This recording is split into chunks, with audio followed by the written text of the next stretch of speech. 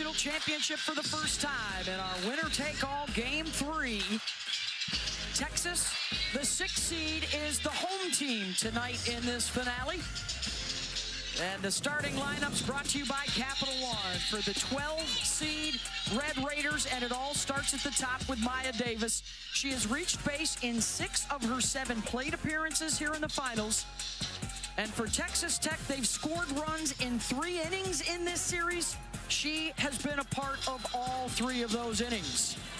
And they will face Tegan Kavan in the circle. The winner of Game 1 gave up just 3 hits the first time she faced Tech, and she is 3-0 in this World Series.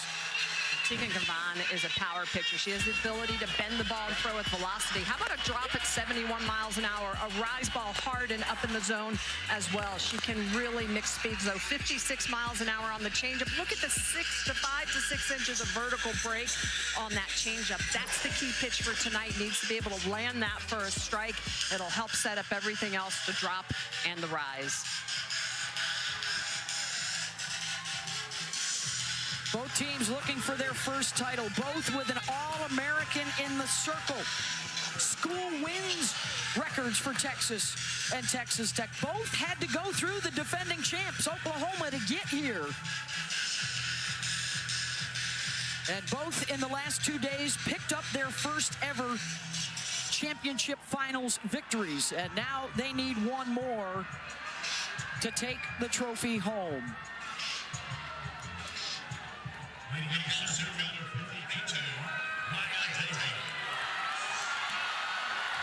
Maya Davis to start things off. Noteworthy for the Red Raiders in both games so far in the finals. They have loaded the bases in the first inning, but failed to score.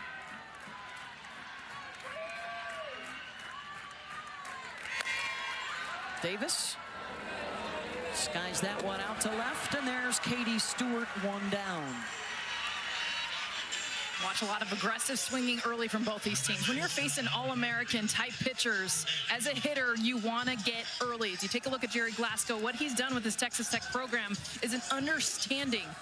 His first World Series appearance, but an understanding of the pitcher that they're going to face and a whole lot of preparation.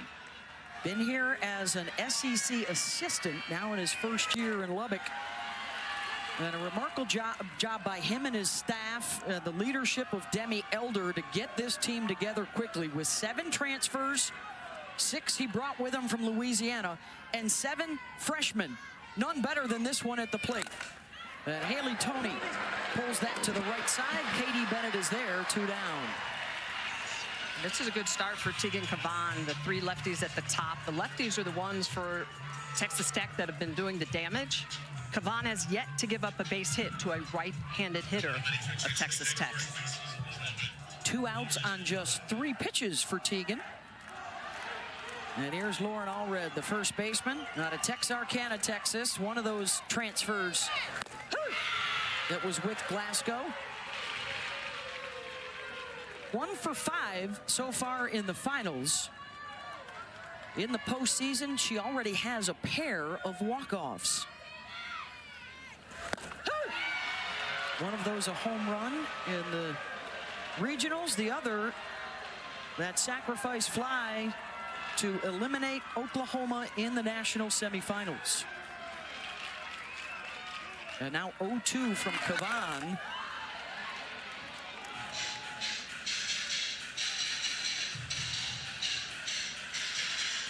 Kavan already establishing the inner half of the plate to the lefties. Immediately using that changeup, drop ball inside to the lefties. We know she's got that great rise ball at the top of the zone. She'll throw that on either corner.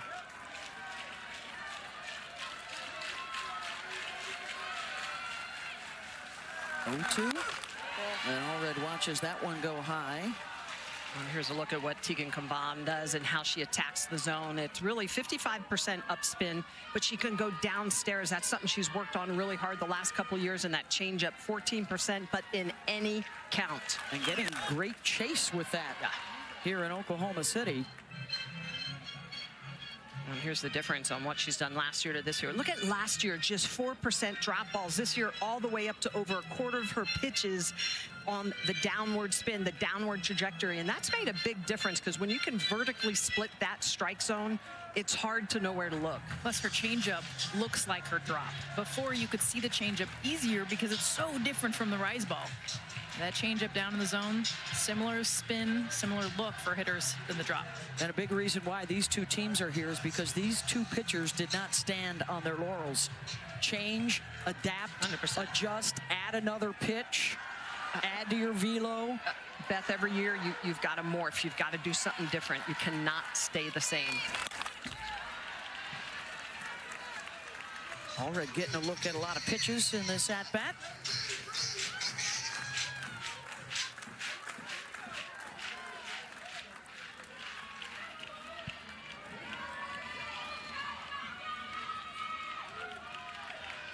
Here's the seventh one coming.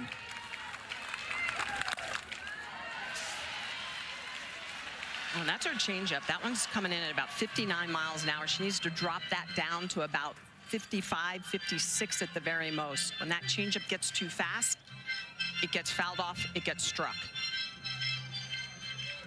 15 strikeouts in her 4 appearances in the World Series. Doesn't rely on that a whole lot. Really good at getting the ground outs and the pop-ups. Well, and earlier this year in February when they played, Kavan actually had 18 strikeouts against Tech, but this is a very different Tech team. And you're right, Kavan has been much more pitch to contact later in this season. And Tech's more hit to contact now. They do not strike out very much. You put the ball in play, foul it off. Lauren Allred, by the way, started this count 0-2, and since then she's fouled off 5 pitches, gotten 2 more balls. She's worked the count back in. This is where Texas Tech has changed. Early in the year when they had those losses, they had those big strikeouts. Now they create chaos because they put the ball in play. Very unconventional with how they score. 5 runs in the championship series, only one of them a result of a base hit. In fact, yesterday, in their 4-3 win in Game 2, they scored on a wild pitch, a hit by pitch, a sacrifice fly, and an E3, and won it by a run. It's like expect the unexpected. That's when you They stole home. I mean, that's just like they stole home. Exactly. I mean, straight up stole home against UCLA. That just tells you. Yeah. That was one of their 4 upsets of a higher seed to keep moving through the tournament. And Allred is going to see a 12th pitch. This is how they've been doing it throughout the course of this World Series. Just 1 home run. That's it. It's too conventional for him. That's too easy. Even running through stop signs. I mean, it's been a whole lot of chaos for this offense.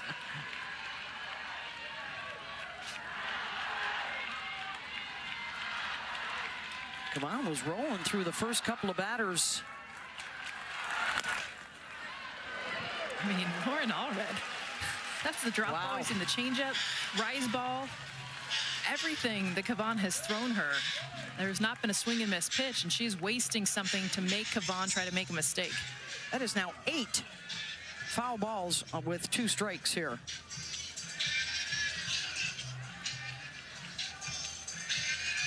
And we've already had a couple of confabs out there in the circle for Texas. Reese Atwood, the cornerstone catcher of this defensive unit, making sure everybody's on the same page.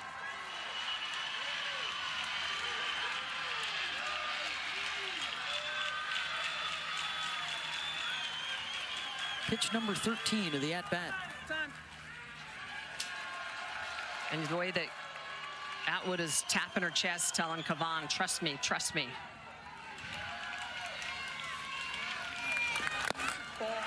So that was interesting. Oh, and they're going to say a hitter.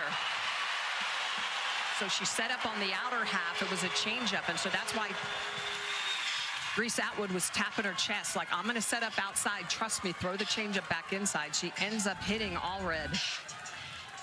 So she set up outside, but it's a changeup to just go away from her. Just goes off the arm guard. You are not required to move out of the way if all your appendages are still in the batter's box in women's softball. We got the shift. 3 infielders on that left side. No one at second base. Jolie Mitchell pulled over. Big, huge hole. Ball. Very unique to do this against a right-handed batter. We see this against lefty slappers when you're trying to cover the 5-6 hole. And Alana Johnson likes to go the other way. So this is a tell of Kavan definitely has to get the ball in. Ball. Wow. They still go to the outer half. And those are 2 drop balls low in the zone.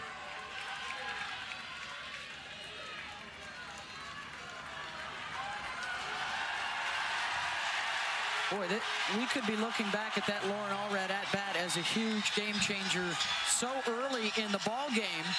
So twice the catcher goes out to talk to Kavan, and now Patty Ruth Taylor, the pitching coach, is out for a chat.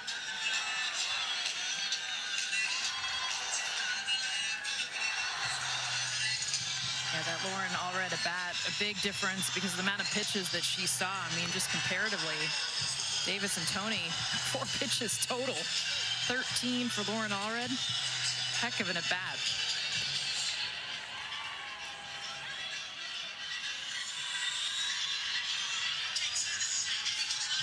Steve Singleton, the defensive coach, comes out, talks to the infield again in that massive shift. Johnson with that open stance and then a step. And they go right back to that outer half. Got to be careful. That hole is so huge. And that is her power zone. 2-1, pulls it to Scott over to first. And they get her to hit it to the left side. Nyjah Kennedy will step into the circle to face Texas when we come back. Oklahoma City out of Devon Park. Our starting lineups brought to you by Capital One. And here's how it looks for the Longhorns. Mia Scott, 8 career hits off of Nyjah Kennedy, including a home run in Game 2 last night. Nobody does it better against Nyjah than she does. And Nyjah back out in the circle for the 3rd day in a row, getting the start.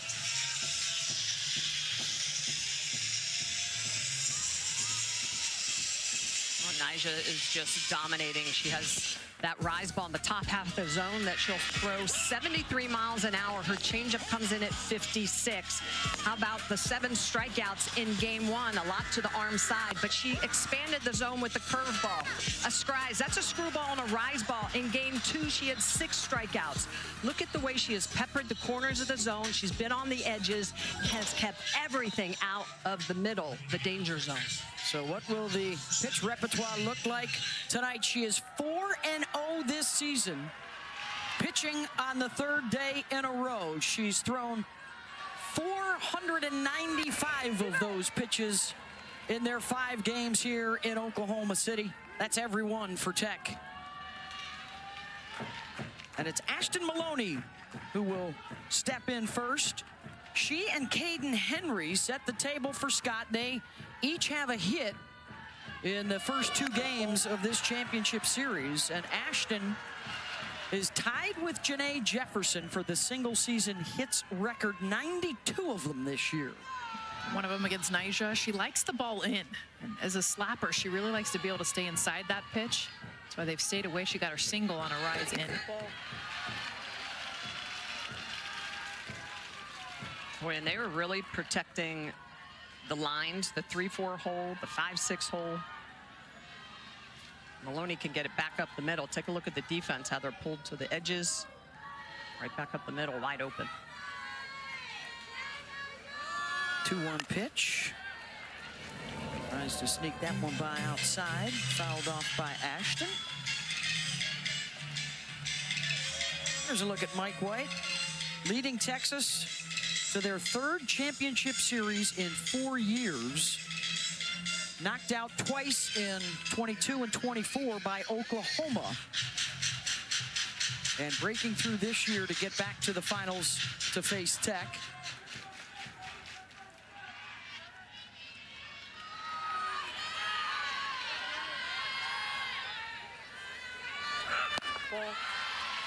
That's up and away, and Maloney now with a full count. 5 pitches and everything has been away. Yet to try to come even middle in.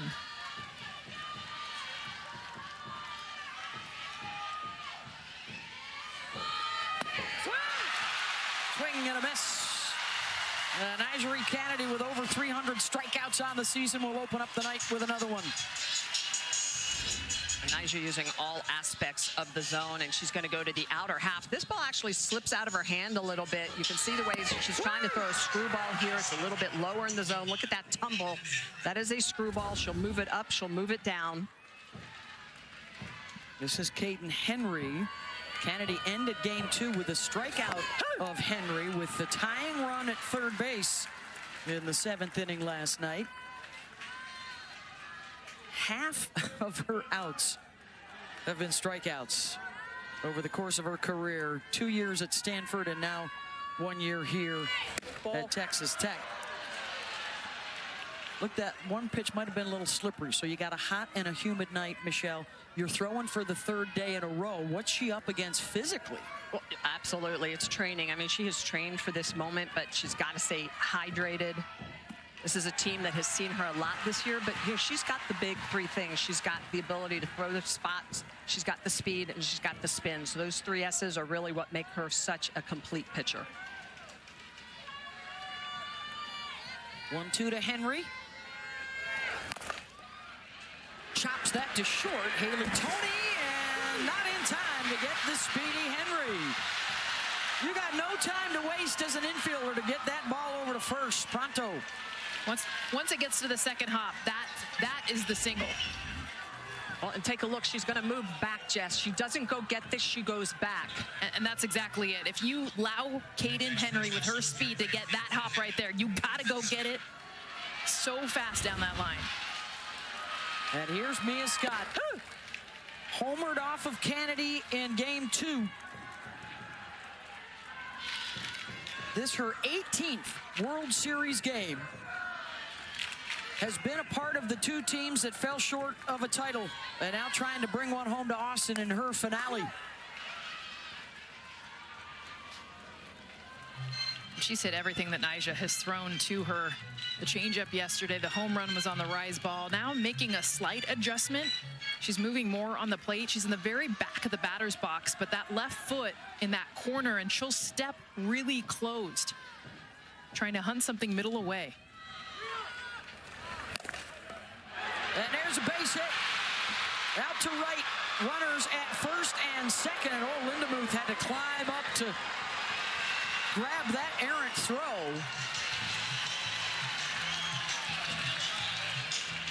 I mean, Mia Scott, it's unbelievable. This is an 0-2 count. And she's looking middle away. She gets a changeup, but watch her body be beat, but her hands, always her hands, figure out a way to get it done. No one owns Nyjah Kennedy, but Mia Scott is pretty darn close. Now her 9th hit against her. Tonight, it's the early threat for Texas. Wow. Reese Atwood, the number 4 hitter, the best slugger in school history, has been struggling mightily here at the World Series. That's not going to get called again. A bunt. That's not going to get called again. You can't bunt Reese Atwood in this situation. With 1 out, no way. I wonder if she's trying to pull the corners in. Atwood drives 1 out to left. Henry headed for the plate, and the throw in hits Toney on the backside and allows Texas base runners to advance. And that's the bat we talked about. Reese Atwood, she is the number 4 hitter. She has the ability to change a game with 1 swing of the and she does it here. She gets a pitch on the inner half, a screwball that's coming in with a little bit of up on it, and she just peppers that. Looks a lot like the intentional walk pitch that she got 2 games ago. Peppered it through that 5-6 hole. And Haley Toney, not even looking, it hits her in the back. So a single and then an E7 on the advance of the runners. And Katie Stewart can bust this thing open early. What a moment, though, for Reese Atwood. She had the worst batting average in the lineup at the World Series prior to that. And now 2 hits, and both of them have been timely to drive in runs. And a shake of her head from Nigeri, trying to get through this challenge. First run allowed in a first inning. Oh my goodness. In 2 months.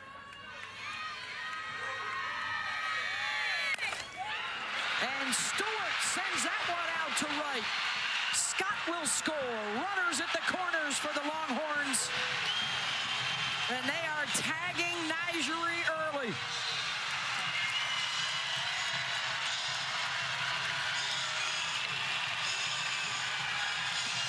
It's another 0-2 hit. That is the exclamation point. Nyjah Kennedy, when she gets you 0-2, you hit 50.50. Katie Stewart, 0-2, takes a pitch away, left up in the zone, another run for the Longhorns. And just the last 3 hits have all been while she is ahead, while Nyjah is ahead. You cannot be that close to the zone. Third time for the Texas hitters to see Kennedy in the last 72 hours. She was dominating the right-handers the first 2 games, and now back-to-back RBI singles for righties to make it 2-love. And you guys, this is what you get in a game 3 when you've seen a pitcher the 3rd consecutive day. It's going to be advantage hitter. Nyjah's still going to have her stuff. She just has to be less predictable, and she's got to be able to execute those pitches. Hard to do 3 days in a row. 3 hits with 2 strikes in the inning. And Texas may not be done yet. Here's Jolie Mitchell looking for her first hit of the finals. She had 3 home runs in their 3 games prior. And that one will drift into the seats. And this is a big at-bat for Nyjah. She's got to really get some outs here, because head coach Jerry Glasgow told Holly Rowe, we can't afford to give up a lot of runs. 3 max, 4 at the very, very most. Holly got that from him in our pregame show tonight. In for a strike, and Stewart will take second.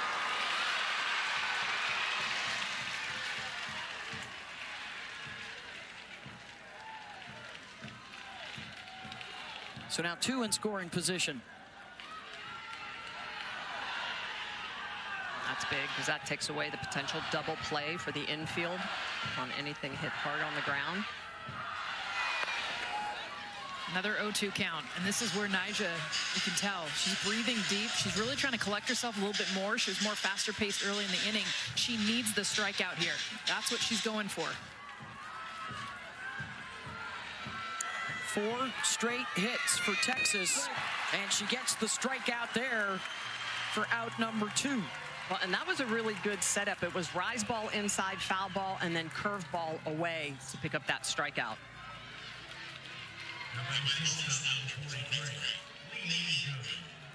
Here's Leanne Good, the 7th to the plate. Had an RBI double in the 7th inning the last time she saw Kennedy. Drills that one deep and gone. Leanne Good, 3-run home run, Texas.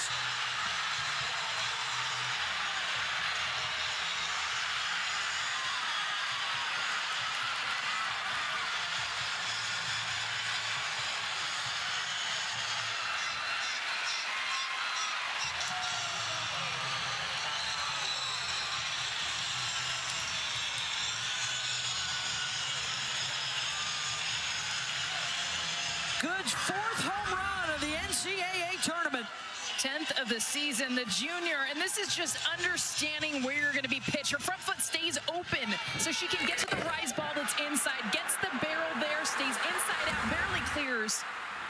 3 more runs for the Longhorns, but it's been the approach, and honestly, the fact that they have seen her now so much and how comfortable they look.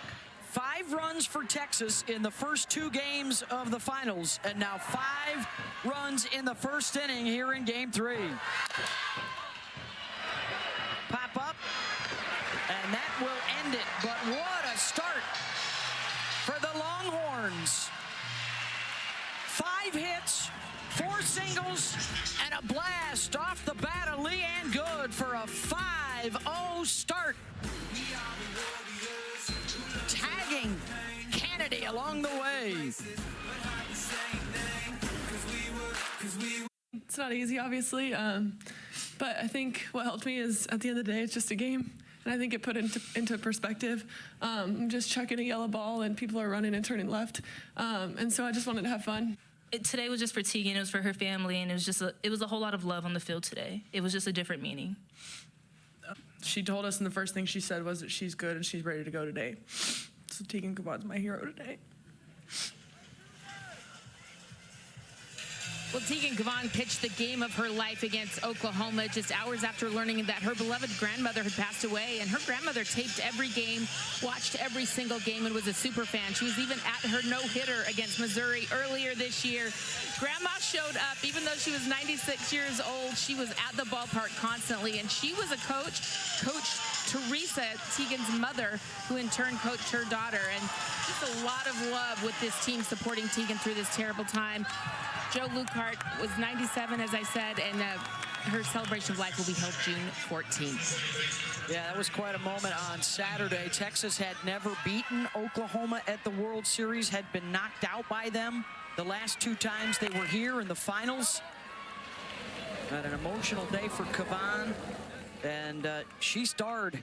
And what a tournament it has been for her, you know, sometimes overshadowed a bit by what Kennedy has been doing and all the attention, but Tegan has been lights out for Texas and is 4-0 in their head-to-head matchups against Kennedy, including 3 times here in OKC in the last 2 years.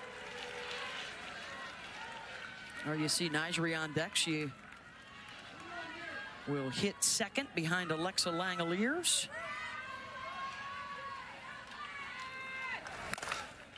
Scott. Another web gem. Yes, indeed. Nothing has gotten by her here at the World Series. 1 down.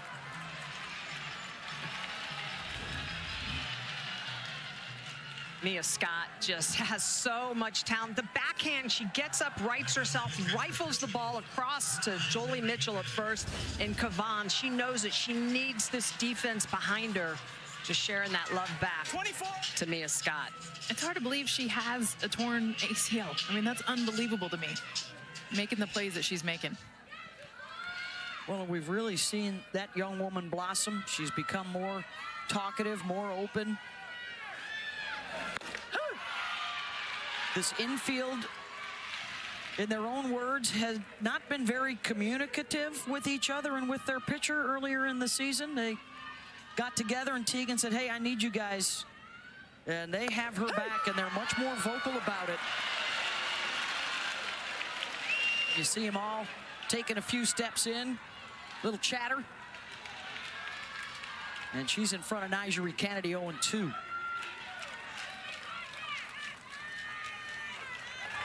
Ball. Kennedy does have home run power at the plate, 3 in the postseason for the junior from Topeka, Kansas. 1 for 14 so far here at the World Series.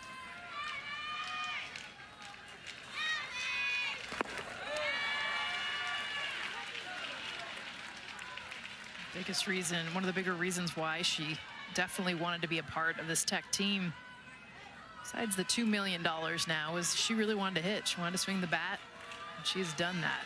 Leads this team in home runs. And the swing and a miss. First strikeout for Kavan, 2 down.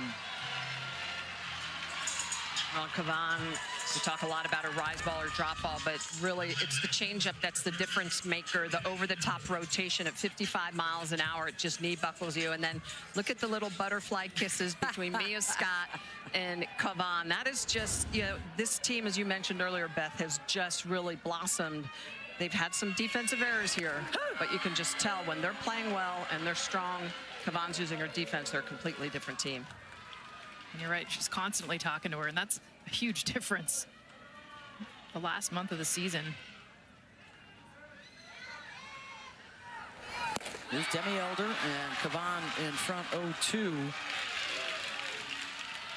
With the exception of the 13-pitch at-bat for Lauren Allred, Kavan's been getting out in front and getting after it, and Samantha Lincoln will join Chloe Riasetto out in the bullpen. And the catch for Caden Henry. It's a 1-2-3 inning. Good.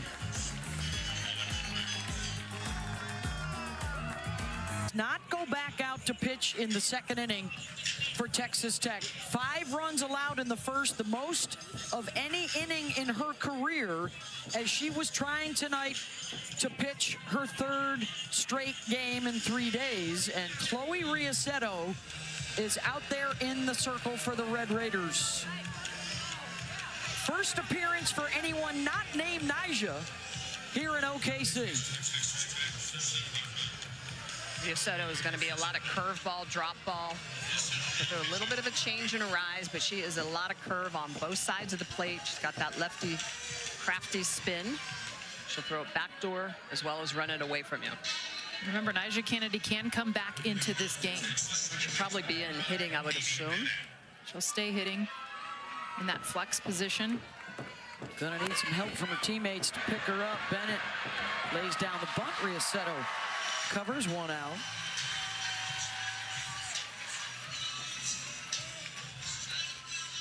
Back to the top of the order for the Longhorns. So 5 runs total through the first 2 games. Already 5 tonight. Leanne Good, the 3-run home run, the big blast in that first inning. Ashton Maloney, a high hopper to short. 2 down. We've also got left-handed pitcher on 4 straight left-handed batters, so good time to come in for Riasetto. If you are wondering, by the way, the biggest comeback in World Series Finals history, Auburn down 7 runs, rallied to win Game 2 against Oklahoma in 2016 on the Emily Carasoni walk-off grand slam. That forced a Game 3, which the Sooners ended up winning. Ball.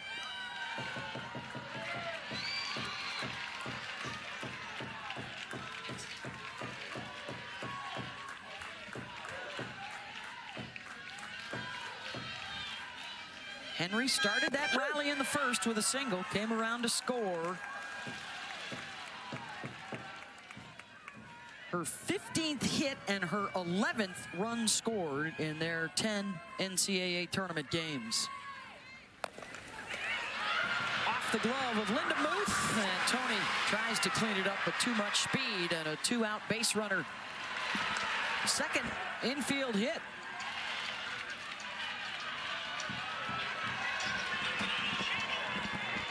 And here comes Mia Scott.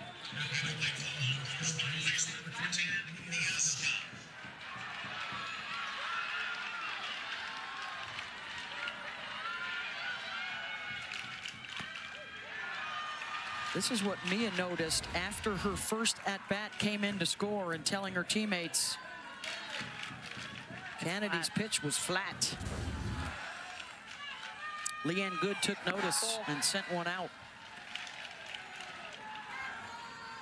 Not spin rate, and we've got those numbers up here. The spin rate is down a lot. Velocity's still there for Nyjah, but day 3, you're going to notice a difference, and that's exactly what Mia Scott was verbalizing. It's flat.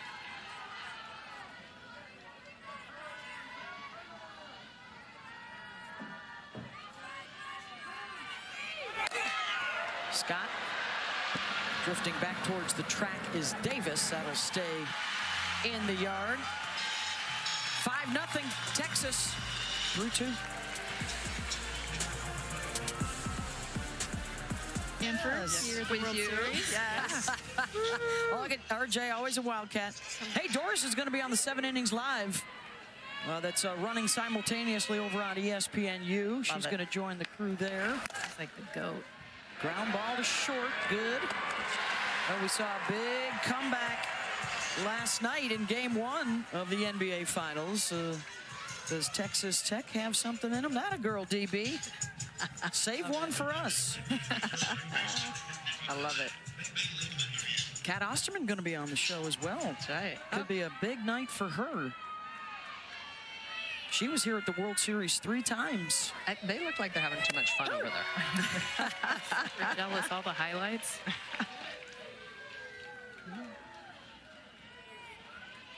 Bailey Lindemuth sitting there looking for a spark. Get something going. It's been tough sledding against Tegan Kavan. Ball, it's inside. Now 26 innings here at the World Series without allowing an earned run. Well, she's been steady. You know, earlier in this season, she had some control issues because her mechanics were breaking down. Lindemuth sends Henry back a few steps, 2 out. Late in the season, she's been able to figure some things out, get that body that more upright, not falling off to the side, so she's able to finish her pitches. And I mean, she's been stellar here in Oklahoma City. 4 of the first 7 batters started off 0-2. I mean, that's a huge difference. She was always getting 2-1, 3-0 with a lot of batters when she was struggling. Now coming right at him. She'd be your most outstanding player front runner at this juncture. Was on the All-Women's College World Series team here last year.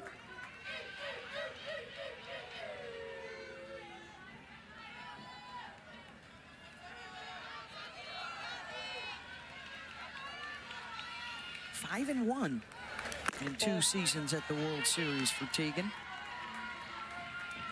Out of Dowling Catholic High School in West Des Moines, Iowa. That sounds familiar. If only there were basketball people in the house. Yes. Help us out with that I one. should find that out. Oh. Caitlin Clark, maybe they'll put up a couple of statues outside of that high school. In due order for Texas in the top of the 3rd with a 5-0 lead. Tori Vidalis, who's on our SEC network right now, is playing tomorrow. That's right. Wonder if she's been getting some extra swings. And oh, by the way, MLB is now backing softball for the first time, just announced last week. Nice to see the support of a professional league here in the States. Opportunities after college. Here's Reese Atwood, bottom 3. And a 5-run first inning for Texas. And Atwood had the first RBI single. They chased Nigeri Kennedy after 1. She can return if Tech can get back into this thing. But the story right now is the Longhorns. 7 times they've been here at the World Series. 7 times have gone home empty-handed. And now that trophy is in sight.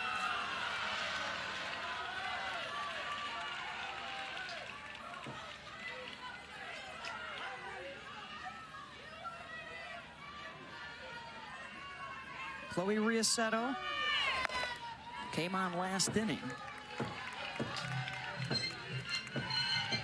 4, 5, and 6 here. The right-handed bats have awakened for Texas.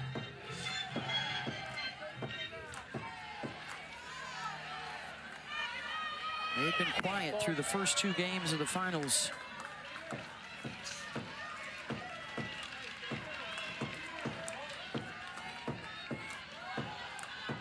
You could just feel Reese Atwood.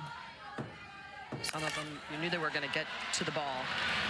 All right, now she's going to town. Atwood legging it out for second and a stand-up double.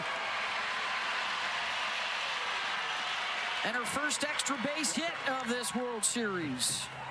So good. We've talked about up and in, right? Her being able to adjust 5-6 hole. Those were her first 2 hits. Now look at this pitch. This is a great pitch. Low and away. Watch the barrel drop, get on plane, and then drive. 4 slug out to right center field. Maya Davis trying to make a play. Reese Atwood seeing a hot pat after starting the World Series 0 for 10. You could tell, though, that she was close. She had hit a couple of balls, just totally smoked them, but right at players. But, you know, she kept her composure. She told us she knew it was just a matter of time. The time has come. Stewart sends one out to the exact same spot, back to the wall. And that will score. Atwood as Stewart stands on second. It's 6-0. And this is where the right-handed hitters for Texas stay inside the ball so well against Riaceto, the left-handed pitcher. Just taking pitchers into that gap. This is a backdoor curveball in the outer half coming back into the zone. And look at the way Katie Stewart hunts it. She lets that travel to the outer half and then just drives that into the right center gap.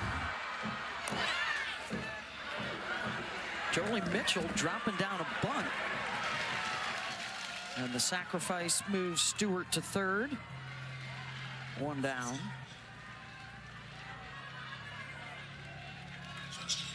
And next up is the home run hitting Leanne Good.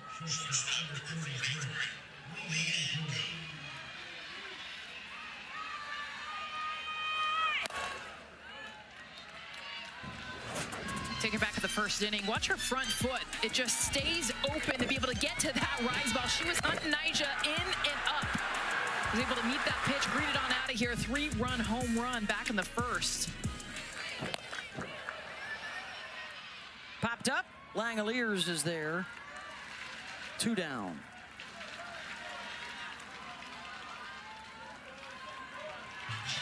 And it's the designated player, Katie Simmons.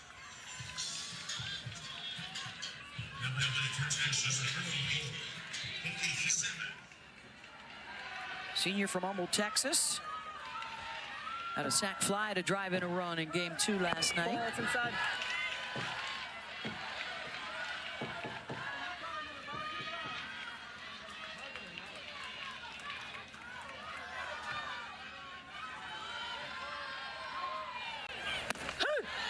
Last 2 seasons for Texas with this core group returning. 6 starters are back from a year ago.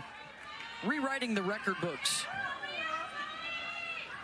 These last 2 seasons, tops in batting average, runs scored, home runs, deep fly ball, and on the track, Davis is there. And they're showing their stuff so far tonight. Another run up, back-to-back extra base hits to make it 6-0. Well, it's been a remarkable run for Texas Tech. This was a sub-500 program before Jerry Glasgow and Kennedy and all the transfers got here. Had never won a championship, had never been to the World Series, hadn't made it past the regionals. And this season, they sweep the regular season and the tournament in the Big 12. They're here at the World Series, and they're playing for a championship for the first time. They made a big investment, and they got a big payout. And now they need that spark to try and get it started. Jerry Glasgow now just getting into the third base box. Behind home plate. He had to wait for Kavan to throw the pitch. He was talking to his dugout, said, come on, let's go. We just one spark.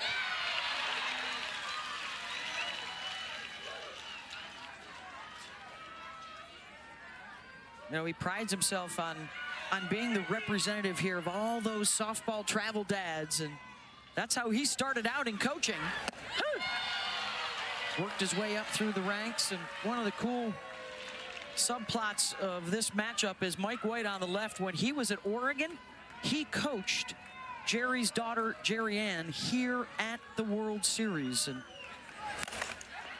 so much history for these 2 guys that have dedicated their lives to the game.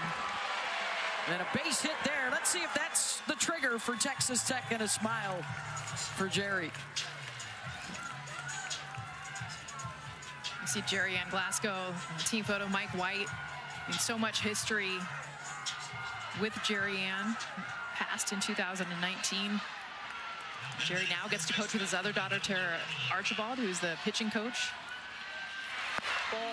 But he represents all the softball dads out there. And there's, believe me, I had one, you had one. I mean, that's kind of softball moms as well. But Jerry Glasgow, his daughters, now he's here coaching at the World Series. Full-on softball family. Right at Scott. 1 down.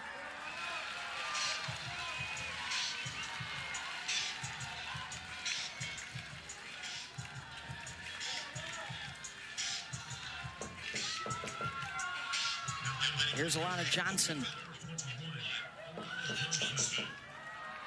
As Tegan Kavan continues to spin it. And there's the shift on Johnson again. ball.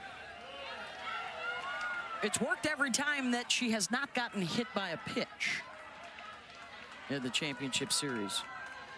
She's just been around everything, even pitches on the outer half. She's playing pickle with Mia Scott. Which is interesting because her best path is actually to right field, and you would think seeing that massive hole that your entire body would be thinking, okay, stay inside out, poke something to the right side.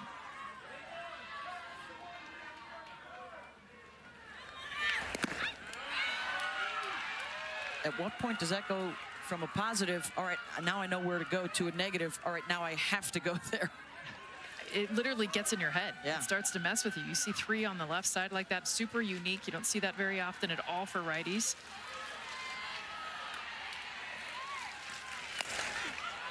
Johnson drives one. Stewart, 1 foot on the dirt, makes the catch, 2 down. Well, not only is this the home for the Women's College World Series, Devon Park here in Oklahoma City, but in the summer of 2028, when the Olympic Games come to Los Angeles, Oklahoma City will host the softball competition right here. And then downtown, they'll host the canoe slalom. So a couple of Olympic events will be coming to town the summer of LA 28.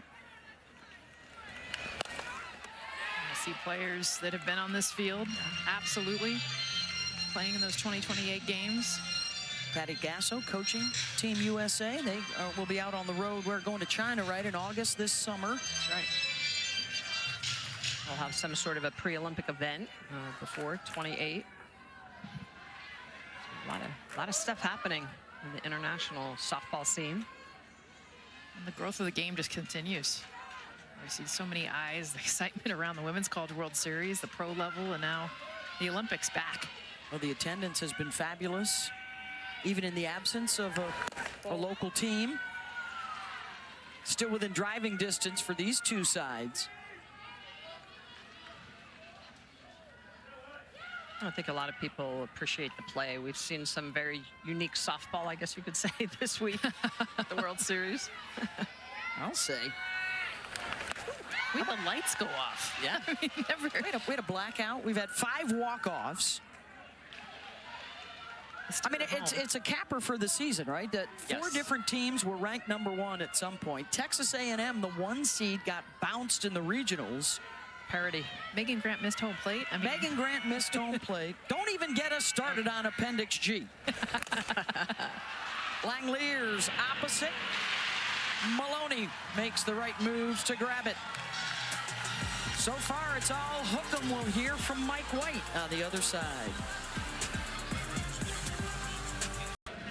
A 5-spot up for Texas. Kate Henry started off, got on base, and Reese Atwood with that spiritual power breaking them through. Katie Stewart going a little bit opposite field, but this is what did it. Leanne Good, a 3-run home run to cap off that 5-run first inning, 5 hits. Haven't looked back since, added on another one in the 3rd. First 5 games of the World Series, they hit under 250, and now they're batting 500 tonight. Well, I'm looking at some of the TrackMan stats. Nija's spin rate down a little bit today, just that fatigue setting in, about 130 RPMs lower than in previous games. That equates to 8 to 10%. And so that means less vertical separation, less movement, less dip on the changeup. But this Texas team, they knew what they were hunting. They were aggressive. They saw something good and they attacked it. They didn't let it go. They pounced. They stopped taking the rise ball and they started swinging at it. And a lot of that was recognizing from Mia Scott, who verbalized to them, hey, it's a little bit more flat today. Here's Katie Bennett, and then the top of the order for Texas. You know, it's not just the Longhorns that have been fighting through frustration here in years past, but it's their coach too. Yeah. Tremendous success here, but also with the Oregon Ducks for 5 years. He came here twice as a #1 seed, and they fell short. And then Texas now, 2 trips to the championship series, fell short. And we asked him about it the other day. He said, hey, what else are we going to do? Got to keep coming back. You got to keep adapting. You got to figure things out. You got to beat Oklahoma. You got to beat Oklahoma. And they did all of those to get to the finals this year. Holly? Well, Mike White said that he has had to evolve as a coach. Remember, he was one of the best pitchers and fast pitch players in the world. He was the world #1 and then pitched for the U.S. national team for a long time. And he said, I've been such a competitive guy. That's my nature as a player. And that didn't work as a coach. And so this year, he literally told us before this series started, I want this for them, not for myself. I had to learn that my competitive spirit was not the most important thing. Well, after the loss last year, the team went back, and their motto for this year already started over the summer, over the fall. It was Fuel the Fire, and that was based on losing to Oklahoma in this championship series. Texas Tech is challenging if the runner made an attempt towards second base and then was tagged.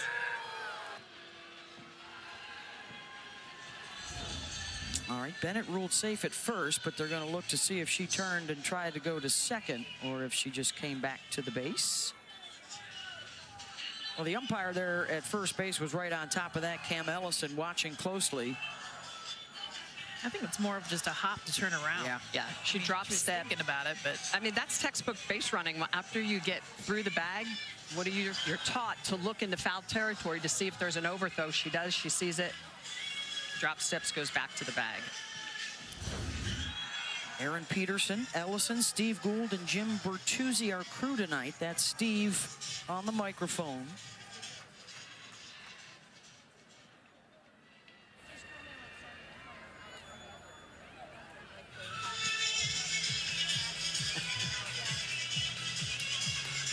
You know, when we were talking about how good, you know, and how wacky this series is, we forgot to mention the 13-minute review of whether or not Grant did touch home plate. We had the review here in game 1 of the Champ Series that was significant. Christy Cornwell, our rules analyst, anything here? So what they're reviewing is the tag attempt, whether or not she is in jeopardy.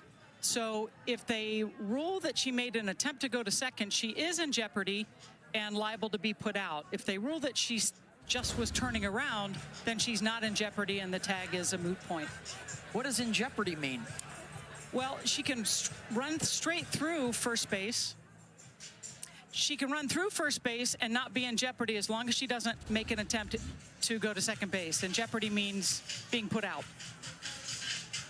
Thank you, Christy. I think her intent, because she was facing foul territory, means she's returning. If she would have been possibly facing second base, it looks like she's potentially trying to advance.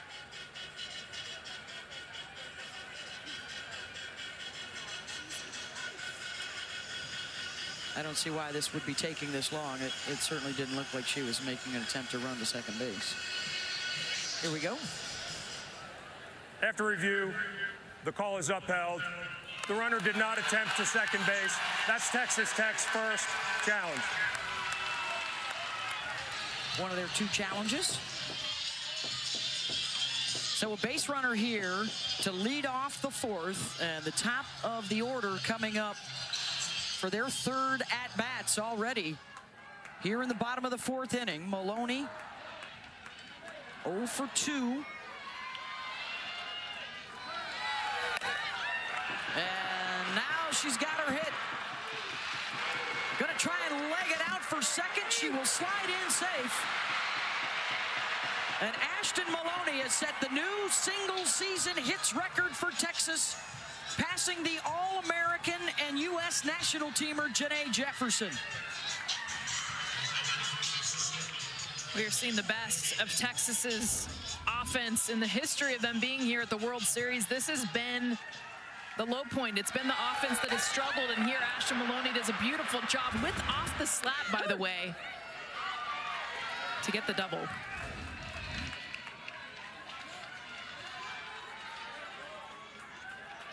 Ooh. Oh boy, She was out. she was out. They did not challenge. That's the one they needed to challenge. Tag was on her toe before the heel hit the base, but play on, and Texas will with 2 in scoring position. 0-2 to Caden Henry. Doesn't chase away.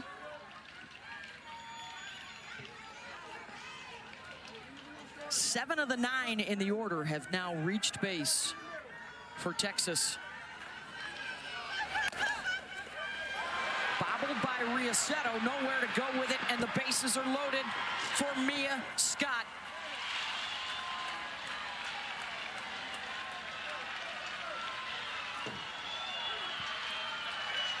Nobody out, and the heart of the order coming up.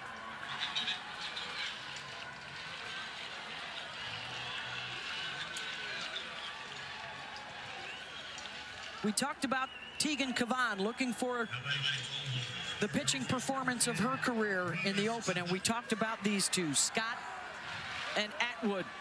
They have already delivered tonight, and now they are hunting for more. Look at Mia Scott's career, 4 career home runs at the Women's College World Series. Just the records that she owns.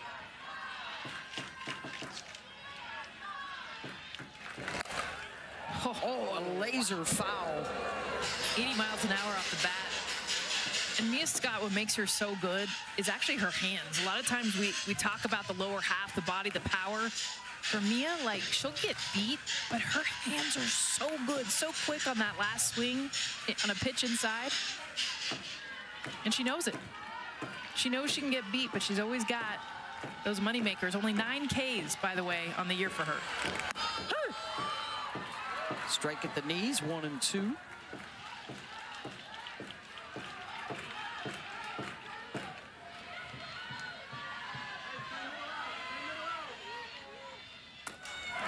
Scott smashes that deep center field.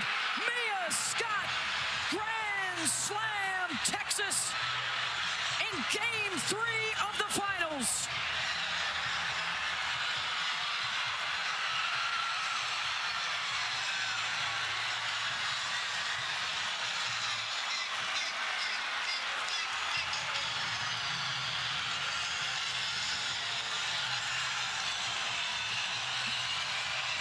Mia Scott, so good on the stage. Holly Rowe talked about it earlier. No one had hit Nyjah Kennedy better. And now, you guys count him as a senior. Her 5th career World Series home run. One of the greats in Texas history may have just put a capper on her career. A grand slam for Mia Scott to bring the run rule into effect. In Game 3 of the championship series, the Texas Longhorns going deep. Scott, one of the greatest to ever put on a Longhorn uniform. She puts a huge exclamation point, not just in her career, but at the World Series. The numbers that she has had, grand slam, and how about a curtain call? Don't see this very often. Coming back out of the dugout to thank those Longhorn fans. And she's always been so behind the scenes, never wanted any of the attention. It's fitting that she should get it here in potentially the last game of her career in a Longhorn uniform. First grand slam here in 15 years. It's 10-0 Texas, and the run rule is in effect, which means that Texas Tech will be down to its final at-bat in the top of the 5th inning, trying to close the gap to under 8 runs. Here's Reese Atwood, 2 for 2. An RBI, has scored twice.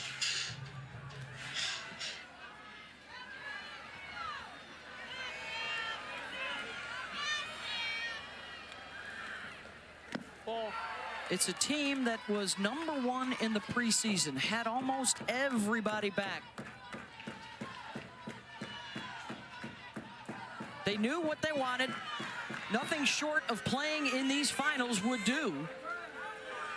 They've had their ups and downs. They had some moments of doubt, defensive changes. They got swept late in the year by Oklahoma. They got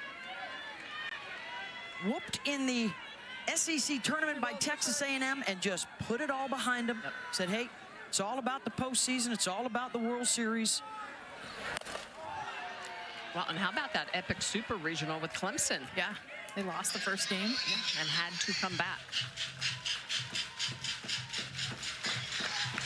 And Tegan Kavan has just been masterful in the circle for the Longhorns. after she herself had a shaky moment or two in that Clemson Super Regional. Totally different performance here in OKC. Atwood, ground ball to Tony. One down. Hey, the 2025 NCAA Outdoor Track and Field Championships begin on Wednesday at Hayward Field out in Eugene. It'll air on the ESPN platforms. For more information, go to ncaa.com. Your home for all 90 NCAA championships.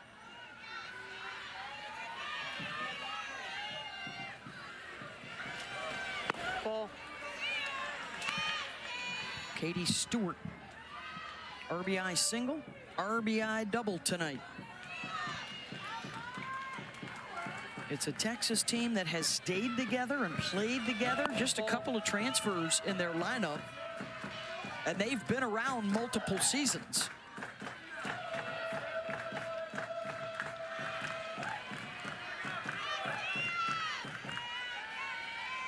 Homegrown Texans like Scott and Atwood and Henry.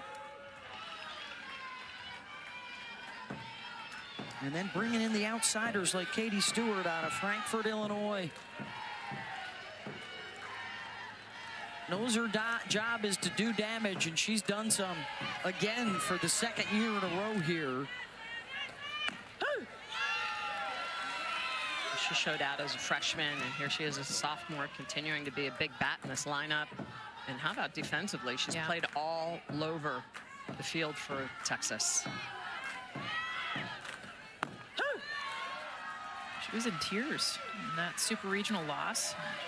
She was the shortstop, had a few errors, just kind of game moving fast on her. They ended up moving her to left field.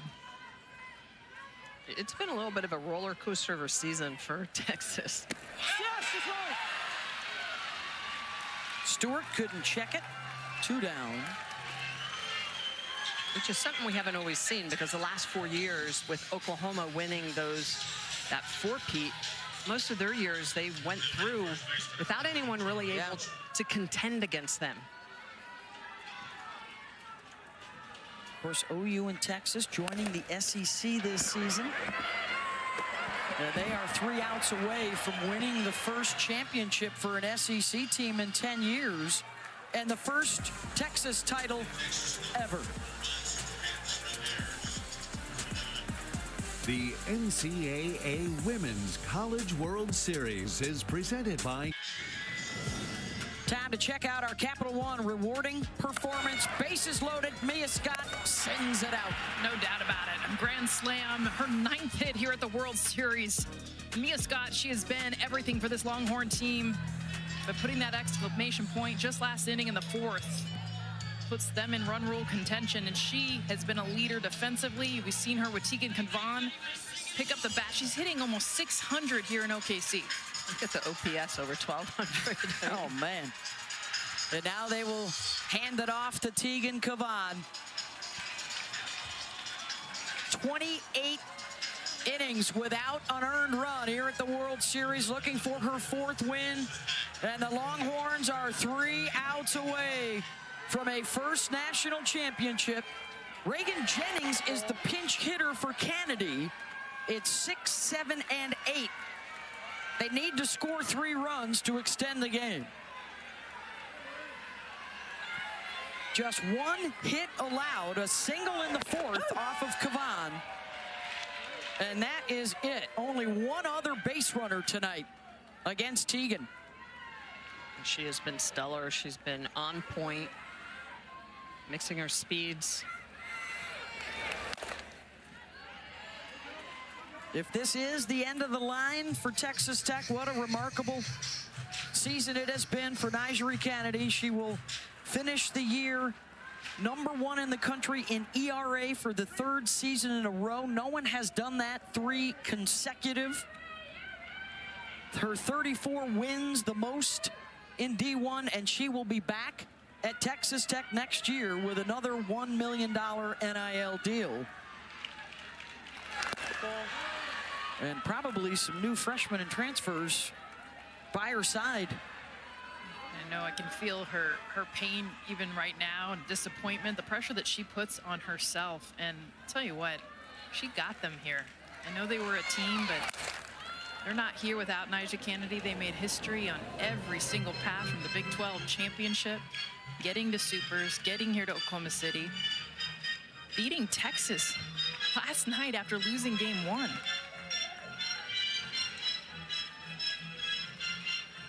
But you can only ask so much. I mean, 3 days in a row for this Texas offense to make those adjustments. 2-2 pitch. Ball.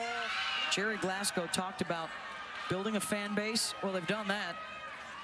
Might be a record crowd attendance-wise here tonight, and build a future at Texas Tech. The past has not been the brightest on the field, but the future certainly looks up in Lubbock. And there's a base hit for Jennings. Jennings started the rally late in the game last night. Opportunity here in the top of the 5th.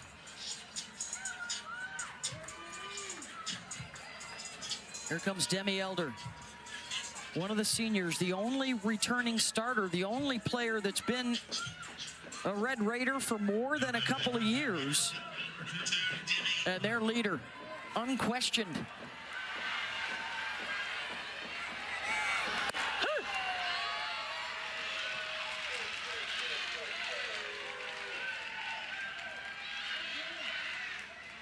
Through the first 2 games, the bottom 3 in the order scored 4 of their 5 runs. They were the party starters.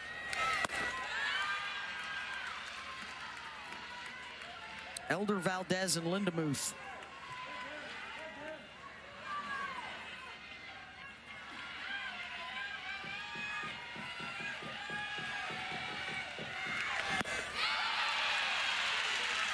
Swing and a miss on the change, 1-2.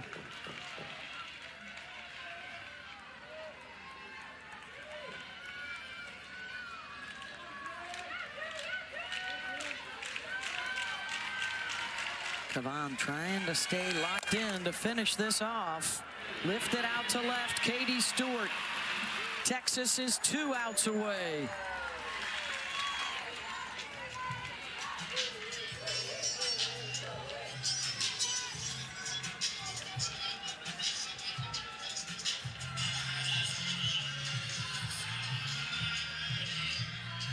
Another pinch hitter coming up, Logan Holloman.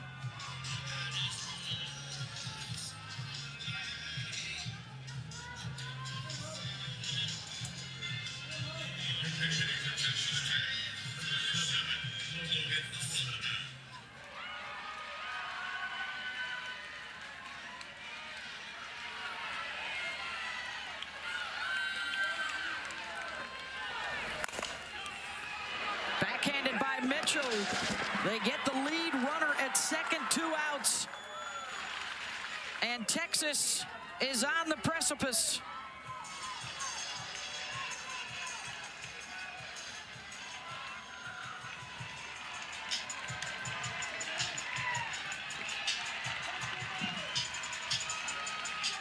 Bailey Lindemuth, the freshman, will step in against Kavan.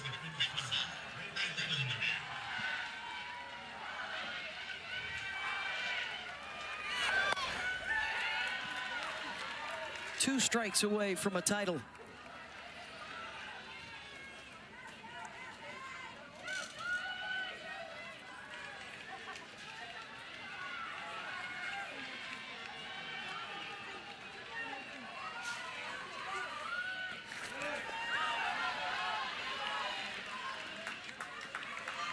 Not bothered by past shortcomings. Unabashed in their pursuit. After failing to bring home the title in 2 of the last 3 years. Staying together, playing together.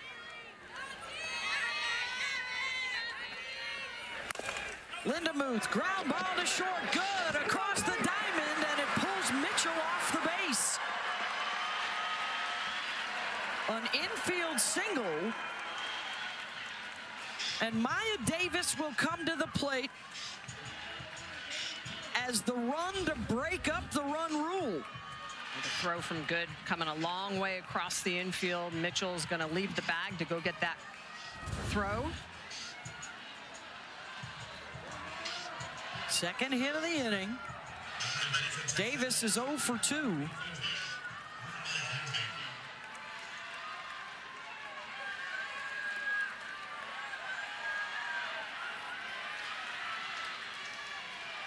Tech trying to extend the game, extend their season.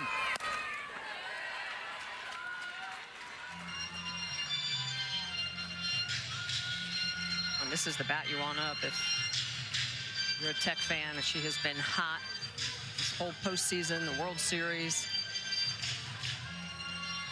Texas taking game 1 of the series. Tech game 2 last night. And then here in the winner take all, the 5-run outburst for the Longhorns in the first inning set the tone. Ball. A 3-run home run for Leanne Good. A grand slam for Mia Scott in the 4th. Left side, strong side for the Horns.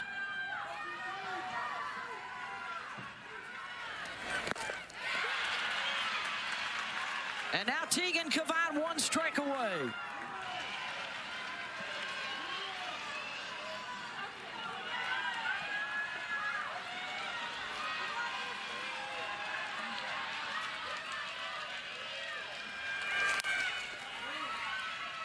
Maya Davis going to that rare slap. She usually stays in, swings away. She wants to put the ball in play here, and that's kind of been the story for Tegan Kavan as well. Just 1 strikeout. Not a lot of swing and miss, but she trusts her D now. Pitching more to contact. Not trying to miss bats, but just miss barrels.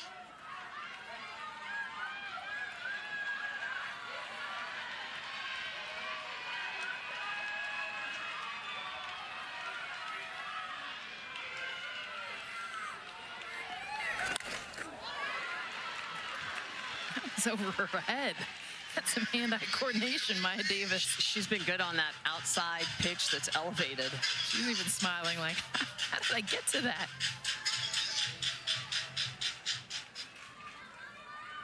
(10-0) Texas, 1 strike away from winning the championship in their 8th try here at the World Series. Davis, slow roller to Scott, and she will leg it out, and on an overthrow, a run will score. And Tech not done yet with a runner on second and third. If Haley Toney can bring them in, the game goes on. This is all Maya Davis is trying to do. She goes to the short game, just tries to use her speed, and she does, beats it out. Jolie Mitchell unable to knock it down. A run comes in to score, but this is what Maya Davis has been doing throughout the season, extending innings. With Davis's speed, that probably needs to be a no throw.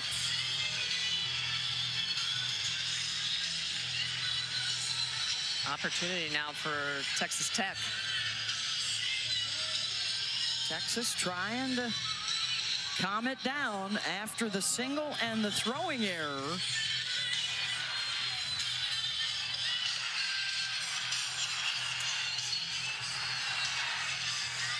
Still in it for the Red Raiders.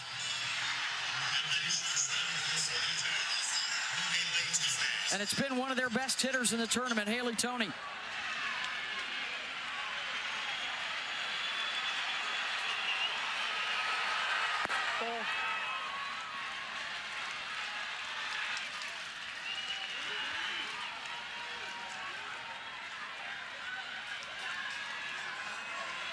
An unearned run up on the board. Toney out to center. Here comes Davis racing for home. And Texas Tech down to their last strike. Takes the run rule off the board. You could almost feel it coming when Reagan Johnson started off this inning with that base hit. This has been the fight of this Texas Tech team all year long, specifically here in the World Series. The freshman Toney going down and getting the ball, driving it out onto the green. Ball. Naja Kennedy loving it, extending this game. Haley Toney, have yourself a postseason. Fearlessness from the Froshy. The first earned runs off of Kavan at the World Series. And Mia Scott in a collision with Jerry Glasgow and helping the ball coach up.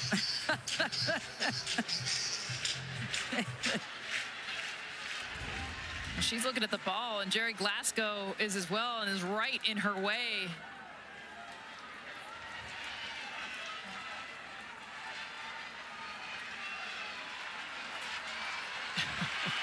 Coach. A light moment here in a tense situation.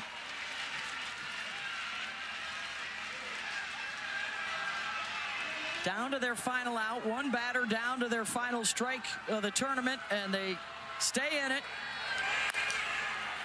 All red, out to center field. It's a 7-run ball game, which means we will play on with Texas, an opportunity to walk it off with a run in the bottom. Well, Texas has been making it move all night. A 10-3 lead to the bottom of the 5th. Some good fight from Texas Tech in the top half of the inning. They could have been run ruled, but they extend the game. And now Texas with an opportunity to walk off the national championship if they can get one run here.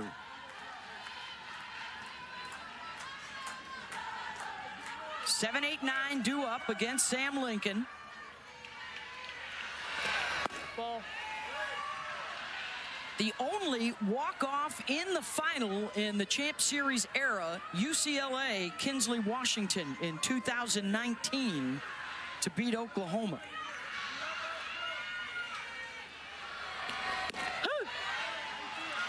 And that was the first walk-off here in a championship game in 27 years. Making some history. Tegan Kavan, will she have to go back out there in the 6th? They did change Bailey Lindemuth's single to an error in the top half of the inning, so it still stands for Kavan. 29 innings now at the World Series without allowing an earned run. All 3 of those unearned with a couple of Texas errors.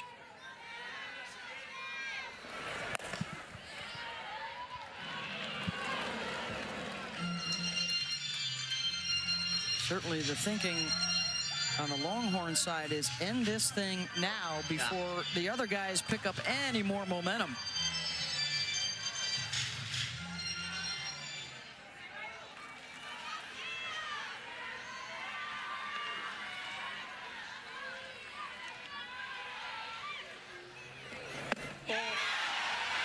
And if you're Texas Tech, you're thinking, hey, what better way for the lowest seed to ever win a championship to do it with the greatest comeback Ever. in World Series history?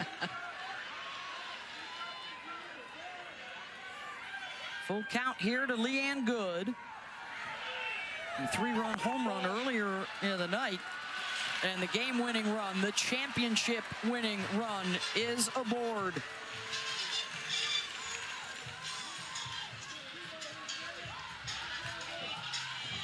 That's just the first free pass that Texas Tech has given up. It's mostly been all hits. One defensive miscue. Here's Katie Simmons. Texas started the night with a 5-run first inning, including the good home run. They chased Nigeri Kennedy out of the circle, added another in the 3rd, and then a grand slam for Mia Scott in the 4th.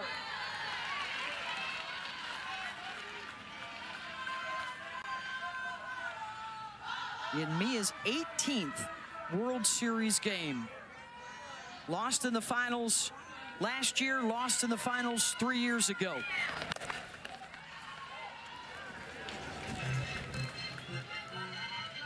Is this the year for Texas?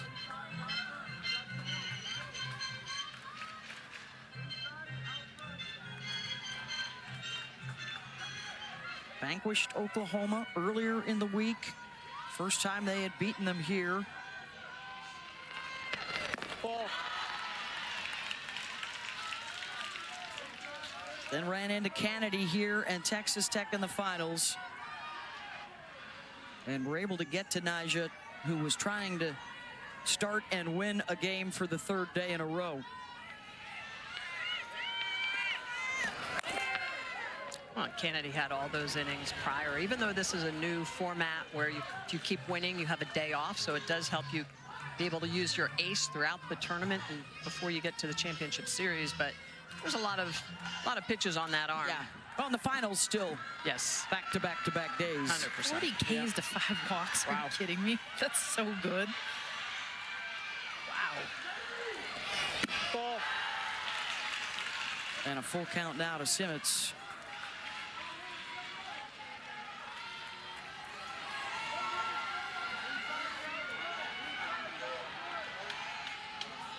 Lincoln, the freshman from Taunton, Mass.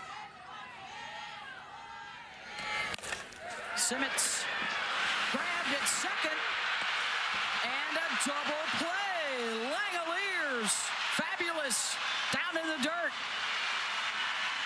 This is all about positioning. Langoliers in the perfect spot up the middle. Look at where she's at, close to second base. This ball off the end of the back, the diving catch to get it on the ground, and easily going to double up good. And Nyjah continuing to support her team, loving to see the defense and the double play.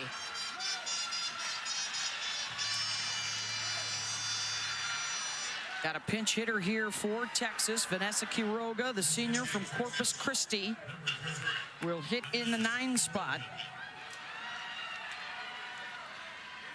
And Texas Tech is now 1 out away from getting more swings.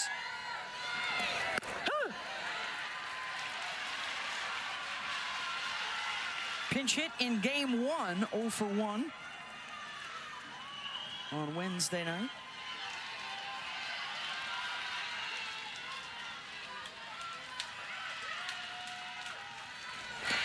Ball.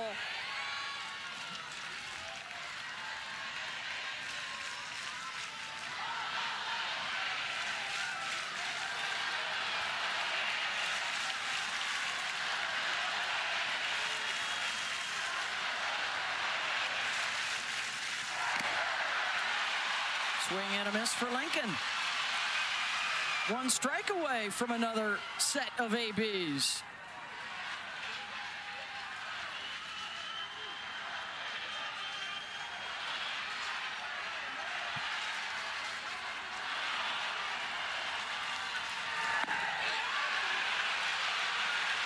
Got her, called strike 3. And the Red Raider fans are loving it. There is no give up in Texas Tech. Sam Lincoln, the lefty, spinning a gem, getting this ball down and picking up the strikeout against Quiroga. Nyjah supporting her team, ready to pick up the bats again to put more runs up on the board. Game 3, winner take all tonight for the national championship. Big crooked numbers for Texas, but a good response from Tech with that 3-run 5th inning to avoid a run rule defeat. And now they are coming back up again on the heels of 4 hits and 3 runs the last time up against Kavan, and a Texas defense which committed a couple of errors. They will put the shift on once again here for Alana Johnson. This is 4, 5, and 6 coming up. They have 6 outs still to work with.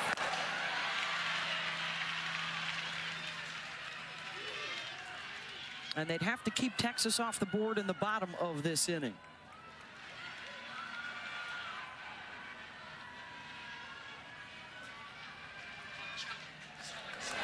Ball. Johnson, a ground out.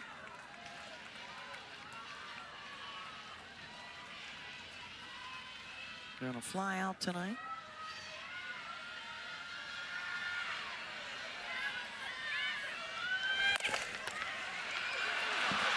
Good. Managed to hang on, but an errant throw to first. And what has been a problem in their past in finals is coming up again as the defense looks shaky. But this ball is scorched. 81 miles an hour on the exit velocity, and good getting that glove up, but then just airmails it over to Mitchell at first. A good throw. I think she has her. I think her heart was jumping out of her chest, though. She almost lost her face. I mean, that thing jumped up. 81 miles an hour. That's the hardest ball we've seen hit this World Series. Yeah, any elevation to that, it would have left the yard. Momentum can be such a dangerous thing in softball. Tech has it. Tegan Kavan trying to take it away. 0-1 to Langoliers.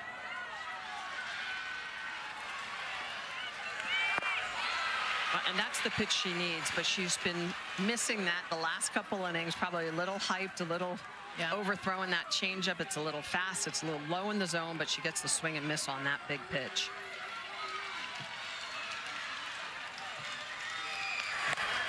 Three errors in the last 5 plate appearances for Texas.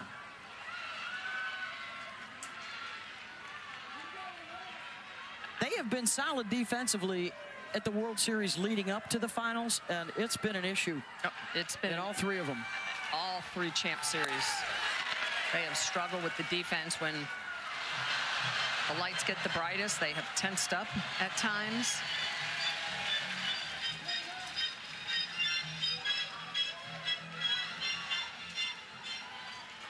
Still have a good cushion, but Texas Tech is not going away. Kavan's got her here 0-2, has just the 1 strikeout tonight. Make it 2. 1 down. Well, and that pitch better. She goes back to the changeup to pick up her 2nd strikeout tonight. But the key is that the rotation on it, and it's 56 miles an hour, so it's a little bit slower, tighter spin on it, better location. She gets and induces the swing and miss.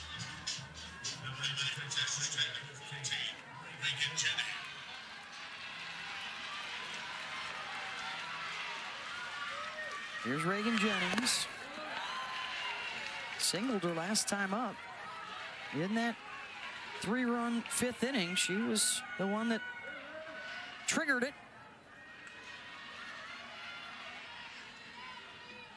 Hitting again here instead of Nigeri Kennedy.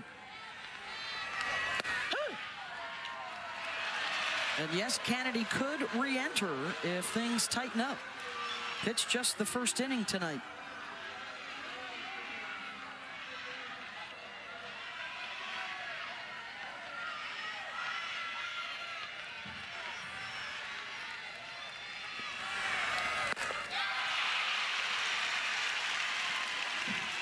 .69 miles an hour on her 91st pitch of the night. 1-2.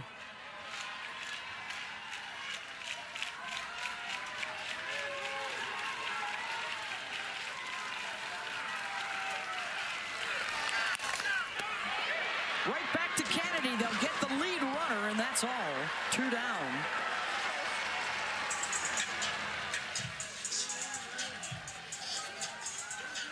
Hey, how about this Sunday night baseball matchup? It's the best rivalry in the game. The Yankees and the Red Sox Sunday night at 7 Eastern. Coverage begins at 6 o'clock with Baseball Tonight Sunday night countdown.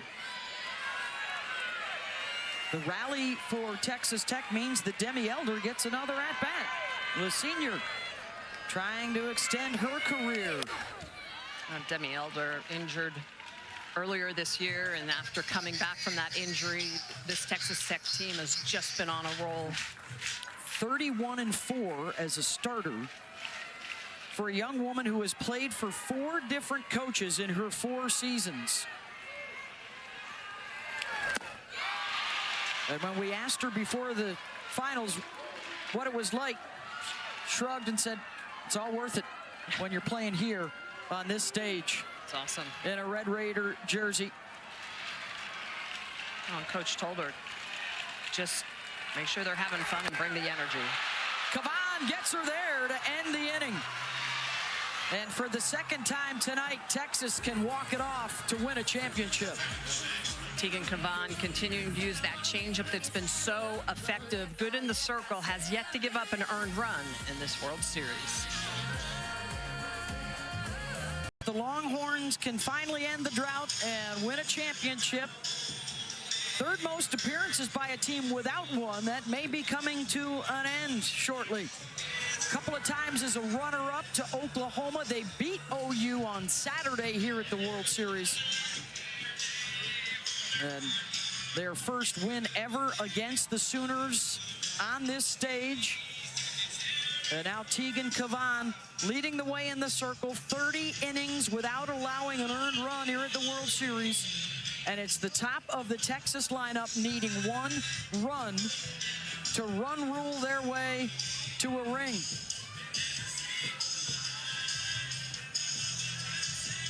Maloney, Henry, Scott, 400 hitters all to face Sam Lincoln, who will try and get the Red Raiders one more chance in the 7th.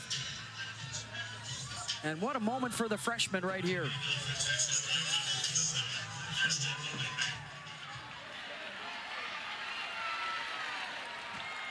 Doubled and scored in the 4th.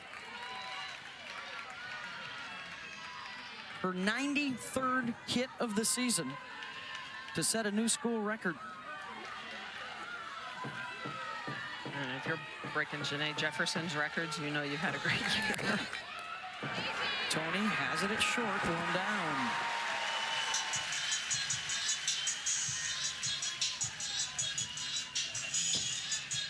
If they can extend it to the 7th, it would be the 8, 9, and 1 hitters for Texas Tech.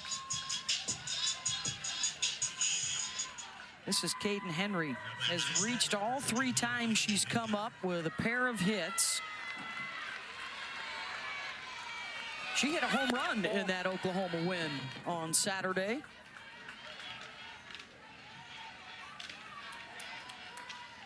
So many tools. Fastest on this team.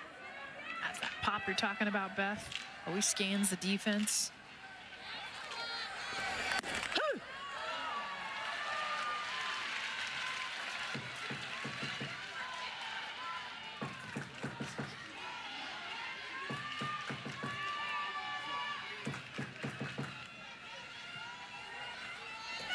Yes, attempt. 1 and 2.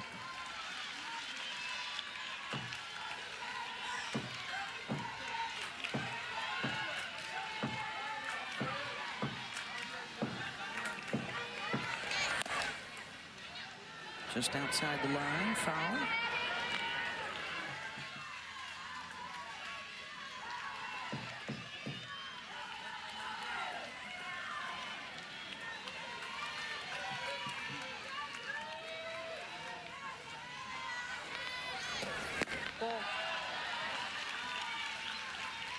Missed it inside to Henry, just a sophomore.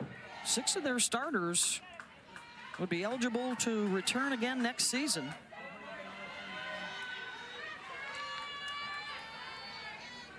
Yeah, young in a lot of positions. Yeah, that's off the glove of Tony. Henry with that speed will make it all the way to second. And the championship run is in scoring position.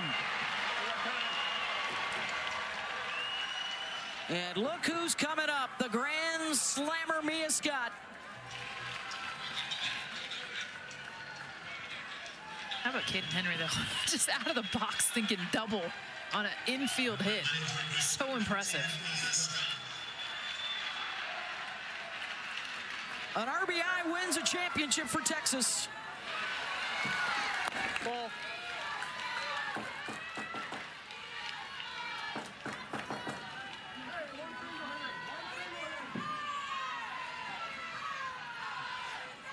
Just seems fitting that Mia Scott should have this opportunity. Ball.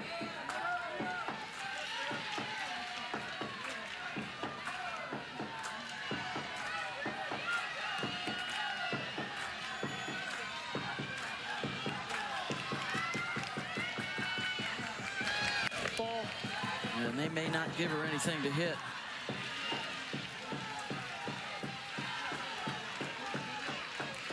3-0 to Scott with Reese Atwood on deck. An option that isn't a whole lot better. Ball.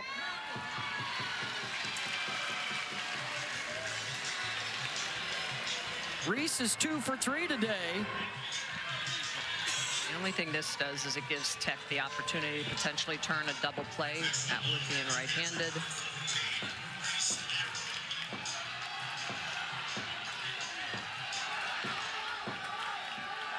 All the anticipation to put an end to the frustration for Texas.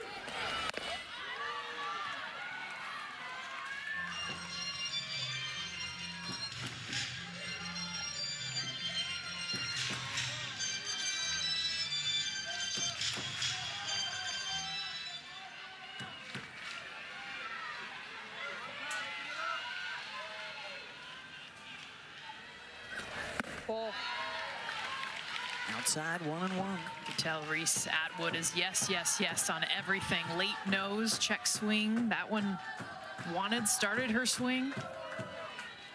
She is hunting everything right now, not even one zone. She wants to hit. Looks at strike 2 there.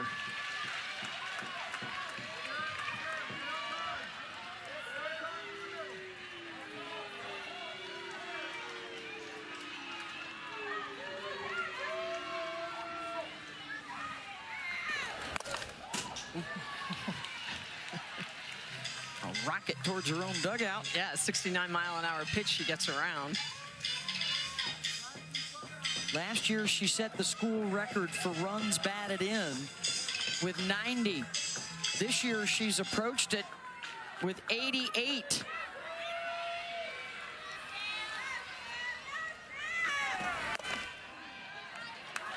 This would be the biggest of the bunch. She's ahead of everything. That changeup was the only pitch that she took. She's been swinging at anything hard. Surprised Lincoln doesn't come back with that off speed.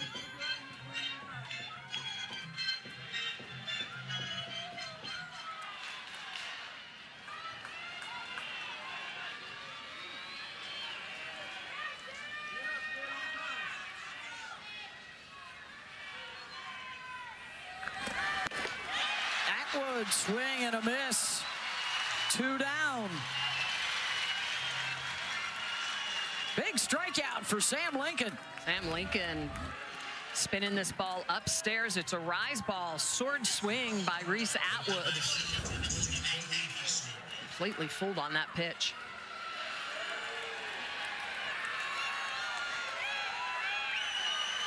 Here's Katie Stewart with a chance.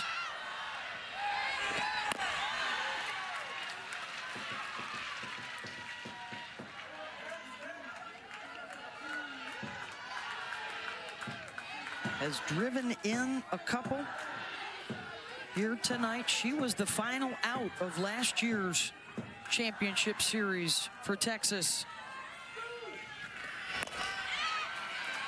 Looking to deliver Caden Henry from second base to walk it off.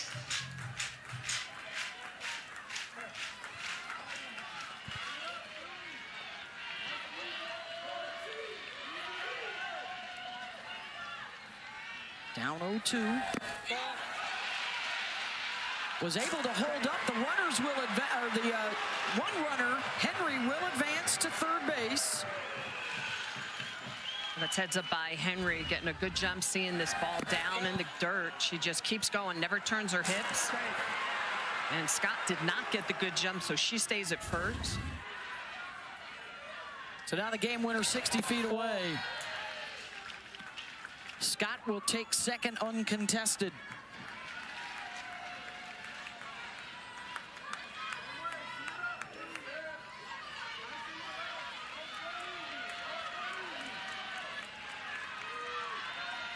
Two to Stewart. Struck her out. Lincoln back-to-back Ks with the game on the line. And we are headed to the 7th inning. And the Texas Longhorns will send out Tegan Kavan to try and end it for the Longhorns, tossing her way to a first national championship.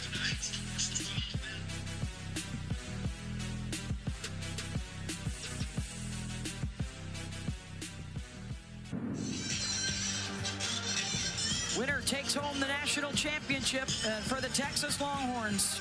Trying to get that first one. They lead it 10-3, and it's the last chance for Texas Tech.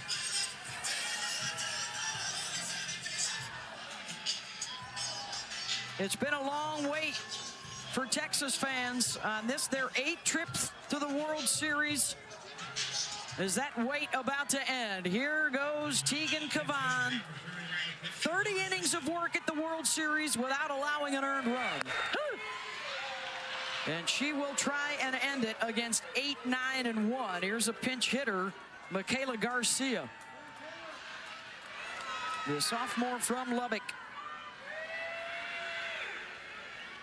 Notable for her steal of home as a pinch runner in the UCLA game earlier in this World Series.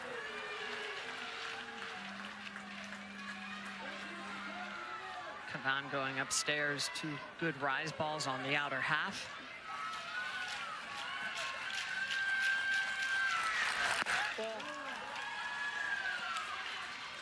Kavan, 3 strikeouts on the night, 2 of those in the last inning.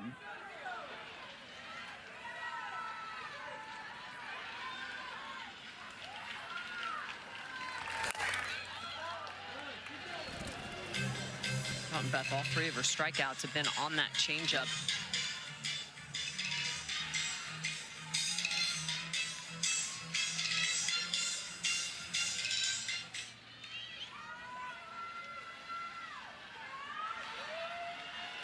One 100th pitch of the evening for Tegan.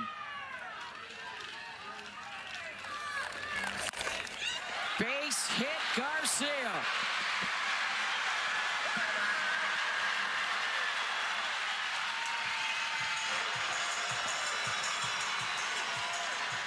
Sixth of the night for Tech.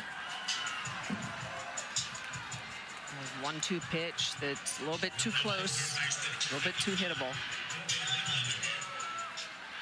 Garcia off the bench, too. The Lubbock native getting it done. Here's Bailey Lindemuth in the 9 spot, and then it's the top of the order for the 4th time to see Kavan.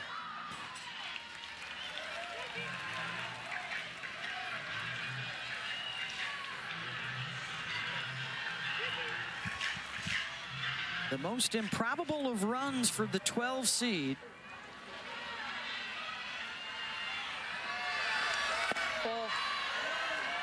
They upset Florida State in the Supers. Beat UCLA at Oklahoma here in the build-up to the finals. A win against Texas last night. Only fitting that they're putting up this kind of fight late.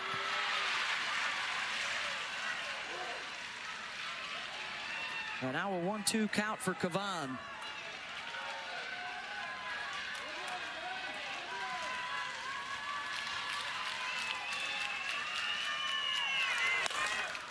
Lindemuth drives one, and Stewart on the go, hangs on as she slams into the side wall. Wow. An effort by Katie Stewart, 1 down. Full speed into the wall. I mean, she didn't slow up a bit. She knew it was coming, too.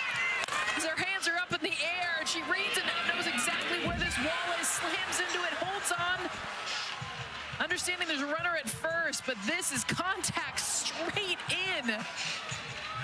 Katie Stewart, big first out of the inning. Maya Davis, and Mitchell tosses to no one, and it goes out into right field. And Tech has runners on 2nd and 3rd with 1 out.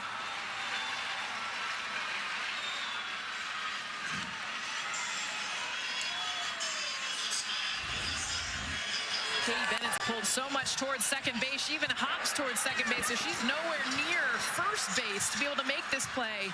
This is communication, but also for Jolie Mitchell to be able to see out of the corner of their eye. There ain't no one there. Tosses it to no one. She needs to know where her teammate is, if they're up the middle. And it is loud here, but that's where you've got to be yelling. 5 hits in the last 10 at-bats for this Texas Tech offense that just will not go away. A single and an E3.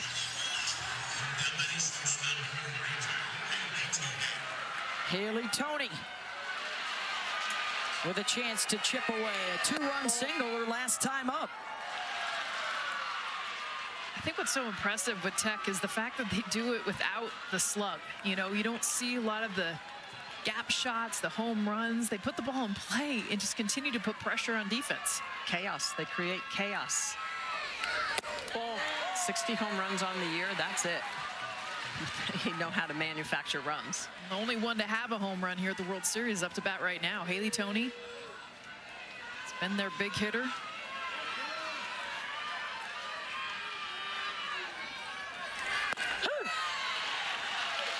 In for a strike from Kavan.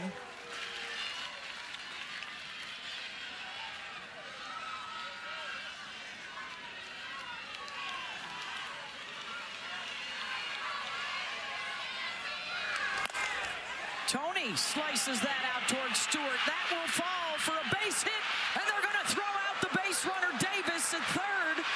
And now are they calling obstruction? A run does score for Texas Tech.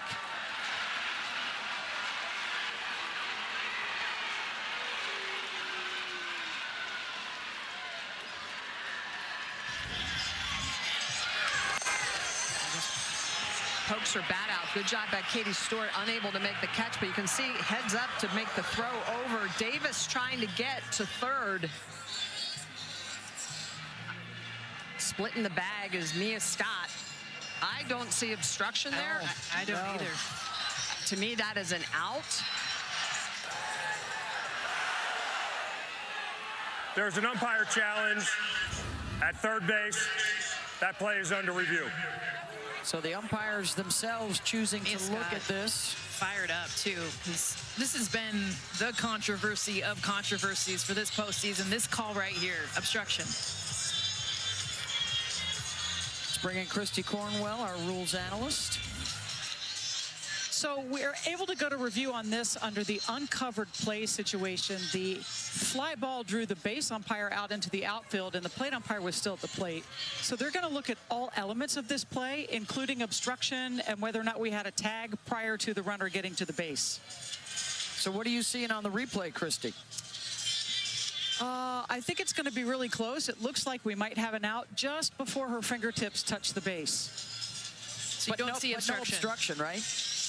Well, it depends on how they rule that left foot. She's straddling the base, and the runner has a clear path to the leading edge, but that left foot is in front of the plane of glass. I don't think we should rule obstruction in this case.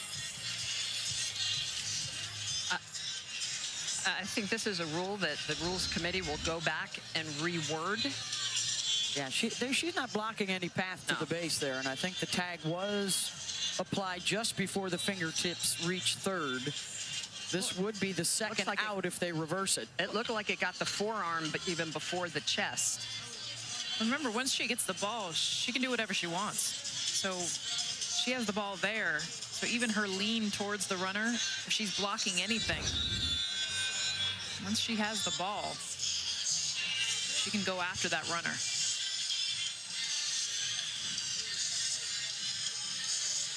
There has already been an obstruction rule back on Wednesday in game one that went in Texas Tech's favor on a play out at second base. And I don't understand why this would take that long.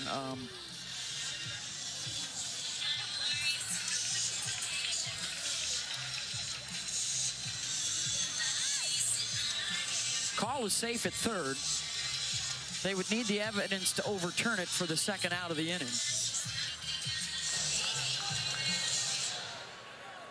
After review, the changes. The call is an out.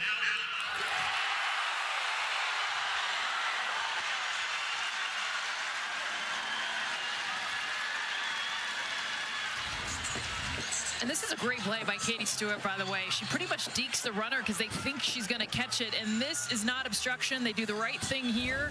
Mia Scott straddling the bag.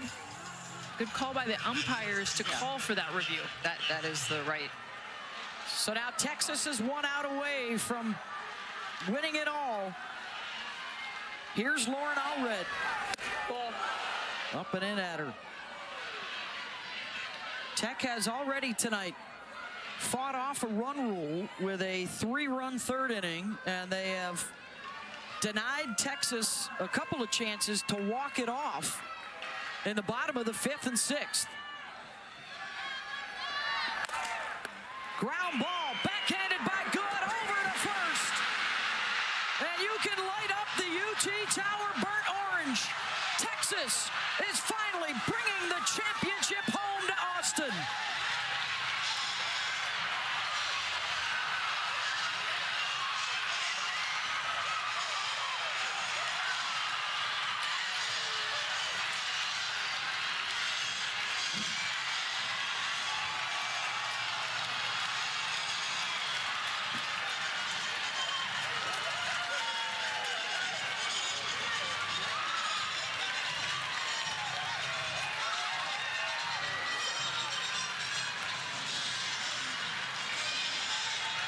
On their 8th try at the World Series, Texas has a title.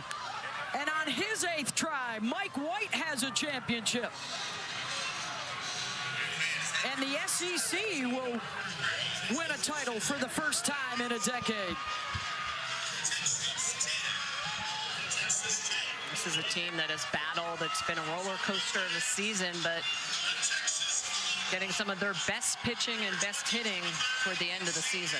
How about the season for Nyjah Kennedy to even get them to this point? I know she's going to beat herself up for the 5 runs in that first inning, but it's really been about this Texas team and their perseverance, their response. To lose yesterday, which, by the way, in these 3-game series, you don't see the